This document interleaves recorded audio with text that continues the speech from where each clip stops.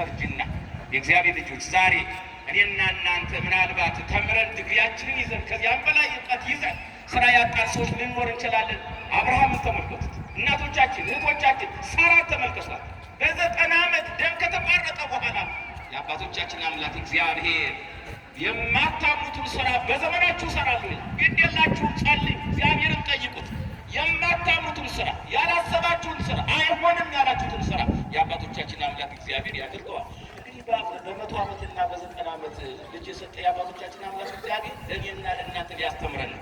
ትዕግስተኞች እንድንሆን፣ በሃይማኖት እንድንጸና፣ እስከ መጨረሻው ድረስ በሃይማኖታችን ጸንተን እንድንኖር እግዚአብሔር በጊዜው ጊዜ እንደሚያደርግ ዛሬ እኛ ችኩሎች እኮ ነን። ዛሬ ጠይቀን ዛሬ ካልተመለሰልን፣ ዛሬ ለምነን ዛሬ ለምናችን ውጤት ካልተደረገ እኮ የምናማር ሰዎች ነን። 100 ዓመት የታገሰ ሽማግሌ፣ 90 ዓመት የታገሰች እናት። ስለዚህ ነበር ሳራን በትዕግስት ተመልከቷት። እናቶቻችን እህቶቻችን ተመልከቷት። ሳራ በጣም እንግዲህ እህቶቻችን እናቶቻችን ሳራን በብዙ መልኩ ነው የምንመለከታት። ወደዚያ ተማርካ ወደ አቤሜሌክ በሄደች ጊዜ አብርሃም ምን ሆነ ነበር መሰላችሁ? እህት ናት፣ አወቴ ናት። ሚስቱ እኮ ነው፣ አወቴ ናት። ከዚህ በኋላ ንጉሱ ምን አደረገ? ሚስት ላደርጋት ወሰዳት። አብርሃም ለምን መሰላችሁ እህቴ ናት ያለ? የማመልከው እግዚአብሔር አለ። ሳራን ያልጠበቀ ማን ሊጠብቅ ነው ብሎ ስላመነ እህቴ ናት አለ። እውነትም እግዚአብሔርን ያምነው እና የወደው ስለነበረ እንደሚጠብቀው ስለሚያውቅ ንጉሱ ሚስት ሊያደርጋት በወሰዳት ጊዜ ንጉሱን ከነቤተሰቡ በባጭ መታ፣ እንስሳቱ ሁሉ በባጭ መታ። ምን አለው እግዚአብሔር? መልሳት፣ ሳራት መልሳት፣ ባለ ባላትና መልስ፣ ያለዚያ ግን አንተና ያንተ የሆነ ሁሉ ይጠፋል። እንዲህ ነው እግዚአብሔር ሲጠብቅ።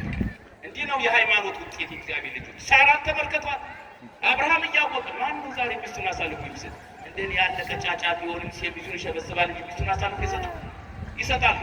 አብርሃም ግን እህቴ ናት ውሰዳት አለ። ከፈለግ ውሰድ፣ ጠባቂዋ እግዚአብሔር ልምና ገባኛ መልሳት አለ። በባጭ መጣ። ስለ ሰው ብሎ ሰውን በባጭን ይመጣ፣ ስለ ወዳጆቹ ስለ አብርሃም ብሎ ስለ ሳራ ብሎ በባጭ መጣ። መልሳት። ባሉ አብርሃም ደግሞ ነብይ ነው፣ ስላንተ ይጸልይልህ፣ ከፈውስ ትፈወሳለህ፣ እኔ አድንሃለሁ አላለም።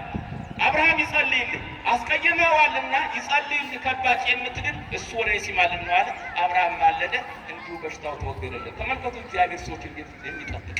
ሳራ በሃይማኖቷ ጠንካራ ስለነበረች፣ ስለዚህ ወደ አባታችሁ ወደ አብርሃም ወደ ወለደቻችሁ ወደ እናታችሁ ወደ ሳራ ተመልከቱ፣ እሷን እንድንመለከት። ቅዱስ ጴጥሮስን በአንደኛ መልእክቱ ምዕራፍ 3 ቁጥር 5 ላይ ምን ተጽፏላችኋል? ሳራን በሃይማኖት በምግባር ተመስሏቸዋላቸውና እናንተ ሴቶች የሳራ ልጆች ናችሁ ተብሎ ተጽፏል እህቶቻችን። ስለዚህ ሁላችን በትዕግስት እንድንጸና አብ ወልድ መንፈስ ቅዱስ ዘላለም ሥላሴ ሁልጊዜ ከኛ ጋር ይኖራል እና አባታችን አብርሃምን ስንመለከት እግዚአብሔር ከኛ ጋር ነው። እናታችን ሳራን ስንመለከት እግዚአብሔር ከኛ ጋር ነው። ምን ብሏቸዋል? ከብቻውን በሆነ ጊዜ ጠራሁት፣ ባረኩት፣ አበዛሁት ብሎ ዛሬም እኛ እና በልዩ መልኩ አምላካችን እግዚአብሔር ጠርቶናል። በልዩ አጠራሩ ጠርቶናል። እግዚአብሔር ልጆች ክርስቲያኖች ለእናንተም ተጽፎላችኋል። በልዩ አጠራሩ ተጠርታችኋል ተብላችኋል። ብዙ ጠቢባን ሰዎች ነበሩ፣ አልተጠሩም። ኃያላን ሰዎች ነበሩ፣ አልተጠሩም። ባለ አባቶች ነበሩ፣ አልተጠሩም። እናንተ ግን ተጠርታችኋል። የአባቶቻችን አምላክ እግዚአብሔር ወደ ቤቱ ስለጠራን ስሙ ዛሬ ወደ የተመሰገነ ይሁንልን። ወደ አባታችሁ ወደ አብርሃም ወደ እናታችሁ ወደ ሳራ ተመልከቱ ተብለናልና እነዚህን ሰዎች እንድንመለከት በሃይማኖት መስለናቸው